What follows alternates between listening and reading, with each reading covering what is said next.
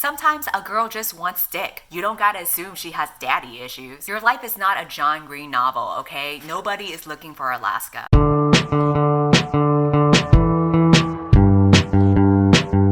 I'm not sure if you can tell, but I recently got the new Pixel 3 phone, which means that supposedly the camera quality on these videos will be a lot better. The downside is that now you can see every zit and pore of my face, but you know, I think BookTube needs more ugly people representation. Anyway, I'm going to talk about all of the books that I read in February, and more specifically, all of the books that I read for Blackathon, which is a month-long readathon where you read books written by Black or African authors. But before I get into that, I do want to note that the first book that I read in February was technically not by a Black author. It was by a Latina author named Sigrid Nunez, who wrote The Friend. Please disregard the ugly-ass cover that looked like it was made in a Photoshop 101 class. The original book that I read had a much better looking design, which I'll put over here, but I had to return that one to the library, which is why I now only have the ugly stepchild version to show you guys. This is a literary novel about a woman who loses her best friend and mentor when he passes away, and now she is left with his dog to take care of. The whole book revolves around her dealing with the grief over her mentor's death, as well as finding companionship over his dog. I picked up this book because it won the National Book Award for Fiction last year, and I was optimistic getting into it because I love dogs,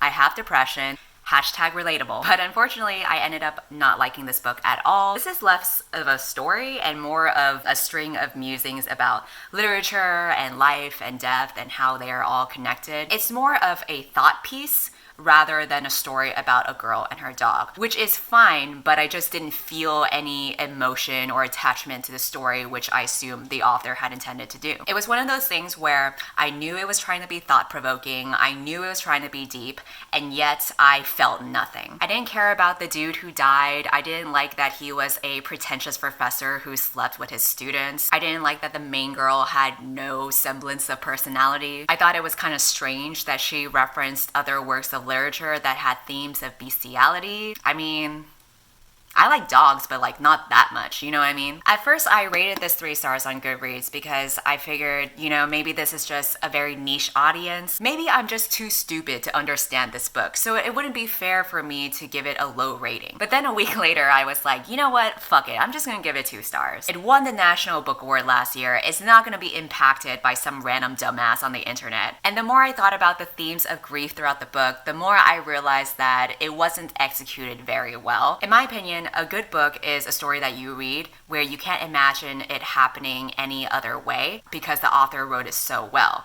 And a bad book is one where you read it and you can think of all the other ways it could be executed better.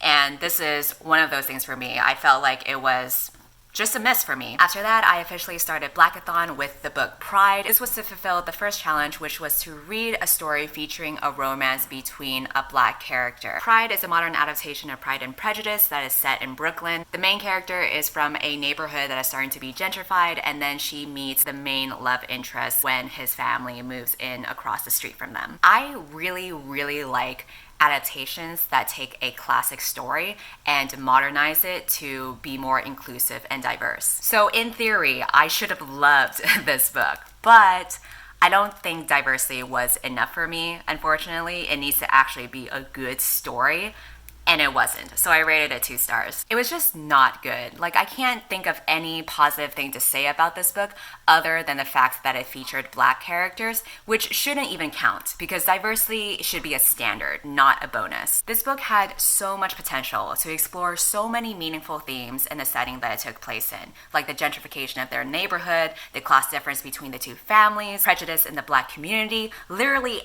anything. And yet we got nothing. And if a book doesn't explore deep themes and just wants to be a cutesy romance story, that's fine. But if you're gonna do a fluffy romance, can you at least make it make sense? The pacing of the story was so fast that the main girl literally hates the main guy the moment she meets him. Then all of a sudden she loves him. Then all of a sudden she hates him again. And I'm just like, bitch, I'm getting whiplash from you flip-flopping all over the place. This is not Children of Blood and Bone, bitch. Get your shit together. There could have been so many reasons for her to hate the love interest. What if her best friend had lived in that house across from her and then they were forced to move out because the Darcys decided to renovate there? Boom. Now you actually have a reason to hate him and you just showed the themes of gentrification. But nope, we're not gonna show anything. We're just gonna tell you how the story goes and just expect you to agree with it. So overall, I rated the book 2 stars because it was a very flimsy story that just does not take any advantage of Pride and Prejudice to create what could have been a really refreshing modern adaptation. After that, I needed to pick up a book that I knew that I would like because I was like, listen, I can't be rating every book I read this month as 2 stars and look like a fucking racist bitch. So I picked up An Unkindness of Ghosts by Rivers Solomon. This has actually been on my TBR for I think around 2 years now. I remember the first time I saw it, it was in LA in the Last Bookstore, and I was browsing the sci-fi section, and this book has stood out to me because, as we all know, the sci-fi section kind of looks the same. White. Imagine just walking through the aisle and seeing the sameness, the sea of sameness. White. Then you see this shit. You know, I was intrigued by it. It's rare to see a cover featuring what appears to be a black girl so prominently. But obviously, diversity is not just enough. So I was very pleased to read the synopsis on the back and find that the story was something that I would really be interested in reading. This is an adult sci-fi book about a woman who lives in the lower decks of a spaceship that is organized like the antebellum South, which means that everyone in the lower decks are darker skinned and they are beaten and assaulted regularly.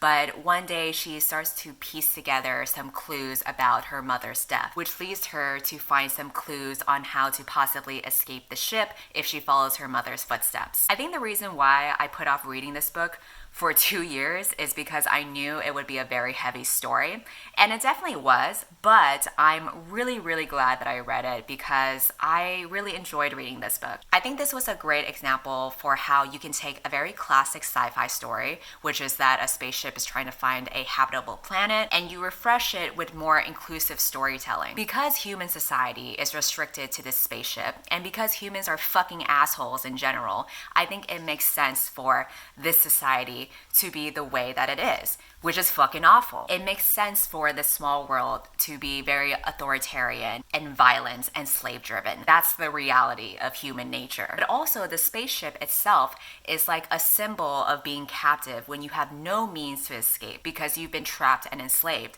So this book is literally about slavery, but within the lens of sci-fi. I read this book to fulfill the challenge of reading a book featuring a black character who is intersectional with other types of identity like queer and neurodiversity. And in this case, the main character, Aster, is such a richly written character. She is autistic and queer, and the way that she is treated parallels how we in the real world often treat queer and autistic people. These types of inclusions actually paints a deeper story of our society. It's not just diversity points, okay? It's fucking relevant. I also really enjoyed the relationship that the main character had with the surgeon who is named Theo. It actually kind of reminded me of Kaz and Inej in the sense where they've already known each other for quite a while and they have like this quiet understanding and solidarity with one another. It's very low-key, loyal, quiet, subtle, all the good kind of shit that I liked about Kaz and Inej. And honestly, Theo is a hunk, so he can fucking get it. It's interesting because Theo is in a position of power as a surgeon, but he's genderqueer, and there's a scene where another character keeps calling him a man, even though he doesn't like that. It's such a subtle way of showing how someone is being disrespected, even when they are in a position of power. And in this society, the upper decks force gender roles on those in the lower decks, and it's another way of stripping their identities and oppressing them. So again, really interesting concepts with tons of parallel to the real world, especially when it comes to how power is abused on people, whether that's literal violence or more symbolically by telling people they're something that they're not. I hope that makes sense the way that I'm describing it, but I basically think that it's not just a story that is diverse for the sake of being diverse. It does so in a way that explores the themes in a deeper way and how abuse and violence can take many different forms. This book isn't for everyone, obviously. If you are uncomfortable with violence, then you probably shouldn't read it. If you are not a sci-fi fan, then this book is probably too dense for you. But if you are a casual reader of sci-fi like me, I still really enjoyed it. I rated this book 4 stars. The reason why I am not rating it 5 stars is because I think there was some awkward pacing throughout the book where I was super excited by the beginning, and then as I got towards the second half, that interest kind of waned, and the ending also felt rushed and unsatisfying, and I think a lot of it is like a product of being a debut novel. It's not like the smoothest gem ever, but despite that, I still think it's pretty strong, and I'm definitely going to keep on reading other books that River Solomon will be writing in the future. I'm going to follow their work because I think the author is really fucking smart and has a lot of great ideas. So very solid, would still recommend. I will read anything by them. Bring it on. After that, the next book that I read is Helium by Rudy Francisco. I did not pick up this book for any specific challenge. I mean, I guess it technically fulfills the challenge of reading a book by a Black author, but it wasn't intentional. I've been meaning to read this because Slytherin Reader had recommended it to me about 4 months ago, and it wasn't until I picked it up from the library that I realized that this was written by a Black author. Don't you just love it when you're accidentally woke? So this is a poetry collection by a male author who... Oh my god, I just realized this is the first male author I've read this year. Wow, I'm really expanding myself in diversity in so many ways. Look at me expanding myself by reading books by men. Anyway, he does spoken poetry and he published a few of those poems in this little book here. The themes revolve around love and race and self-reflection and all that kind of jazz. The only poetry book I've read is Ruby Court, which I rated it 3 stars. So since I liked this book better, I rated it 4 stars. He uses metaphors a lot throughout the book, which I think could be a turnoff to people, but I personally enjoyed it, even though it does kind of veer towards Tumblr poetry sometimes. But I do think what helps is listening to his spoken poems because it's a lot more powerful to hear it coming from him. My favorite types of poems were when he talked about the struggles of his Black identity, but also realizing how he grew up with toxic masculinity. I just think that's like a rare topic that's not really addressed that often by male writers, so I appreciated him bringing that to light. I was mentored by Black men with brown skin who turned yellow at the sight of bellies swollen with half their DNA. I was taught that a woman's vagina is just an underground railroad to masculinity, that real men have tunnel vision and treat girls like subway cars, like nothing more than a space to parallel park our genitals, a hole to bury seeds and leave orchards in our rear view mirrors. They say you have to peel a woman like a tangerine, and your job as a man is to chameleon yourself into her trees, bite a piece of her fruit and leave the rest hanging, crooked and confused. This is an apology to every woman I changed colors just to get inside of. I know that our hands break things just as frequent as we can fix them, and we often forget that sexism is a family heirloom that we've been passing down for generations.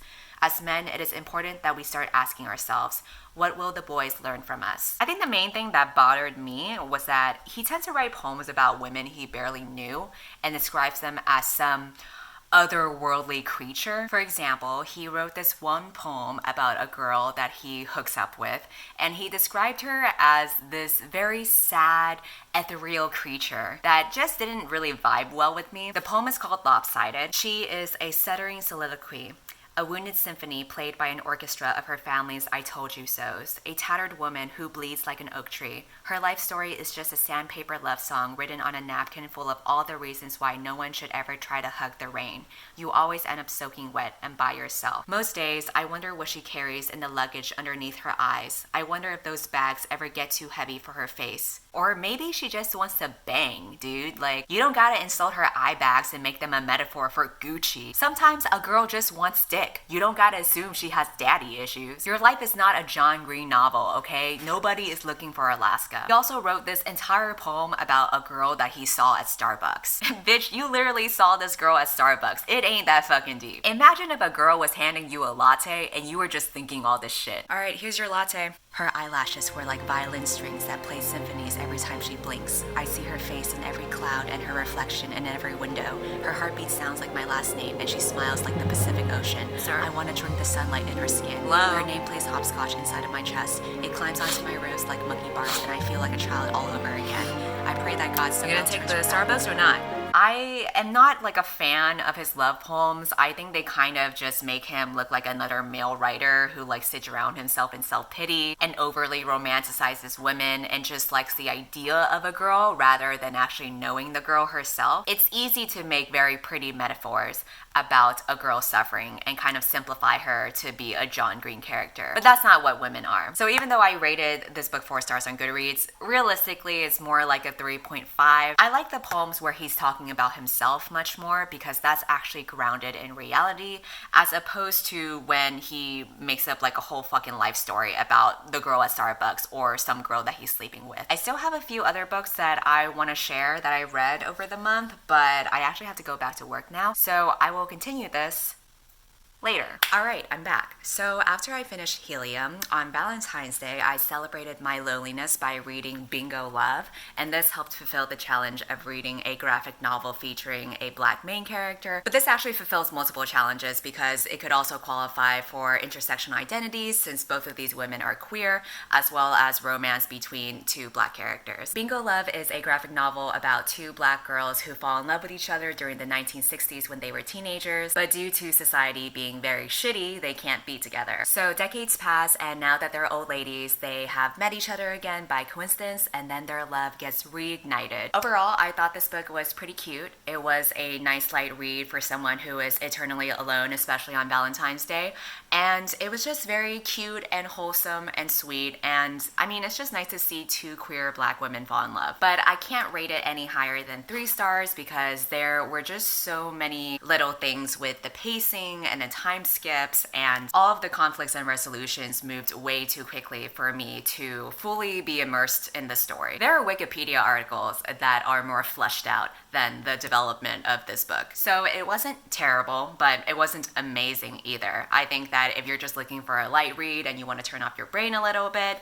this book will suffice, but personally I prefer something a little bit deeper. After that, I picked up The Poet X by Elizabeth Acevedo. This is the group book for Blackathon. This is a coming-of-age story about a girl growing up in Harlem who finds her passion in spoken poetry, and to mirror her journey, the entire book is written in verse. I put off reading this book for a really long time. If this wasn't a group book assigned for Blackathon, I would not have read it, and I purposefully saved it to one of the last books of this month just because I had a feeling that I wouldn't like it. Personally, contemporary YA and poetry books have usually been a miss for me. I also was worried that the fact that the book was written entirely in poetry would be more of a gimmicky thing, so I just didn't feel like I would resonate with it. But I'm so glad that I was very, very wrong because as I was reading this book, there were several times where I was like, holy shit, this is actually pretty good. This was a very pleasant surprise for me. I am so glad that I'm wrong. This is a very solid book. I think that the verse format here is very purposeful instead of feeling like it was tacked on. I really saw the difference between the quality of reading a book like this after reading a book like Helium because the writing here is much more simpler, but at the same time, it's a lot better. There's this really nice simplicity of the writing where it doesn't try to overload you. She chooses her words very carefully so that it's actually impactful. No bullshit, no fancy metaphors, no long-winded anecdotes. She just tells it like it is. One of the things that really surprised me about this book was how much I really enjoyed reading the conflict between the main character and her mother and their religious differences. What's interesting to me is that my upbringing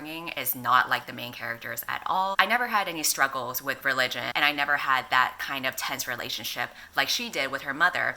But despite all of that, I was still really, really engaged in her story and her development and her character arc. And I think the reason why is because she feels so real and she feels so representative of so many young girls out there who are struggling with these types of things. I think there is a certain complexity when you grow up as a teenage girl in a culture that often suppresses voices of young women. And this is so universal among any culture, whether it's religion or ethnic culture or just the kind of neighborhood that you grew up. And though my experiences are not similar to this main character's at all, I still found a way to connect with her. So basically what I'm trying to say very inarticulately is that her growth feels authentic because it comes from a real place. I would definitely recommend this book to any young girl. I think this was a really well executed coming of age story. It's really simple and effective, and that's really all you need when you're a young girl reading books. Overall, I rated this book 4 stars on Goodreads, but personally speaking, it's probably more of a 4.5. It's so fucking close to 5 stars, but the reason why I can't really bring it up to that level is because I felt like the ending was really rushed in a way that felt jarring compared to how the rest of the story was developed. Without really spoiling anything, I think that the way that the author had built up the main character's internal conflicts throughout the story was very authentic and realistic, because there was a slow progression through that. And then at the end, it kind of felt like it was all rushed together. It was as if the author was like, oh shit, my book is ending. Time to wrap everything in a cute little bow. It feels like a giant narrative leap that I don't quite believe when the rest of the story had been so realistic. Because the fact of the matter is, sometimes you don't really get full closure of the conflicts that you have in your life. And I think that it's actually more valuable for a young girl to read this and see that you don't get all of the answers and all of the solutions right away, but you kind of learn to just live with it and persevere and find your own voice from there. So I just think that the ending could have been written a lot better to match the realism of the rest of the writing. But other than that, I think the book is nearly perfect, and I would still recommend it to any young girl. And then the last book that I read for the month is Not That Bad by Roxane Gay. This is a series of essays that are reflective of rape culture, and I didn't pick this up for any specific challenge. I just wanted to pack in as many Black authors as I can, and Roxane Gay has been on my TBR for quite a while. I have a lot of her books on my to-read list, but this one is definitely the heaviest out of the bunch, so I just wanted to get it out of the way. I put off reading this book to the very end of the month for a reason, because it's just so heavy, and I really questioned myself for this reading choice when I started reading it, because, you know, I'm already feeling shitty throughout the day. So usually at the end of the day, I like to just relax with some escapism. But instead, I end every day of my last week in February with a little reminder that being a woman is very, very shitty. Hashtag just girly things. I think what surprised me was that I expected all of the stories to be written by people who were directly affected by rape, but in actuality, there were a lot of essays that had different experiences from people within our rape culture, not necessarily affected by rape, but had been a friend of a survivor or had a long dating history of many people who were survivors. So it was interesting to see that range of diversity with the experiences within that culture. And obviously there were a lot more from survivors who were men or were trans. So I did appreciate the diversity of stories, both from the writers' backgrounds as well as their experiences.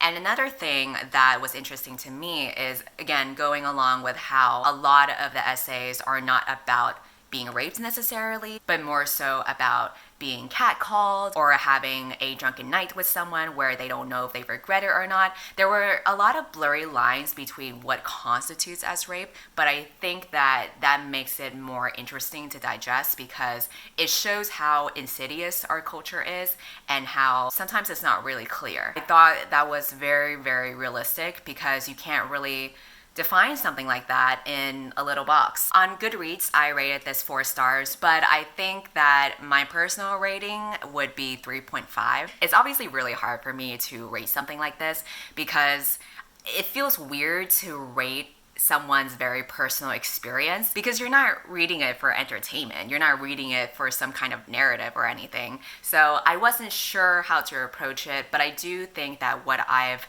basically concluded is that I think the main caveat for me with this book is that many of the essays don't feel complete. A lot of them are kind of written as like thought starters, where they're beginning to explore a theme, but they don't actually finish it. Like, they don't follow through into something that's cohesive. Like, there's no thesis coming out of it. I'm not sure what the takeaway is when I leave an essay like that, which I think is fine. Like, I think that if you're writing about your experiences with something like that, you don't really owe anybody an amazing fucking essay or any conclusion from it, because maybe you don't have a conclusion. But I do think that in terms of how this book is like an anthology and how this book was edited together, it might not have been put together as thoroughly as I would like. I don't think that the essays individually are strong enough to stand on their own. So when you have a lot of essays put together that feel incomplete, then the whole thing doesn't feel as strong.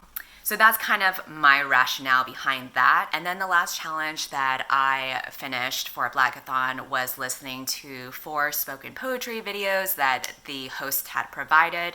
We were tasked to listen to all of these videos and pick out our favorite poem. For that, I am going to choose Waiting. I will link that in the description. But basically, it's this really nice love poem that uses an acoustic guitar and singing along with the actual poetry. I went through kind of like a phase where I went through so many spoken poetry videos before, but this was the first time that I had listened to a poem that had music accompanied with it, and I really enjoyed it. I think it helped set the mood for me. Obviously, all of the poems that the blackathon host had given us were very strong and powerful, but I do think that a lot of spoken poetry, especially those that are spoken by Black women, gets really intense and brutal, which makes sense because Black women have been through a lot of bullshit.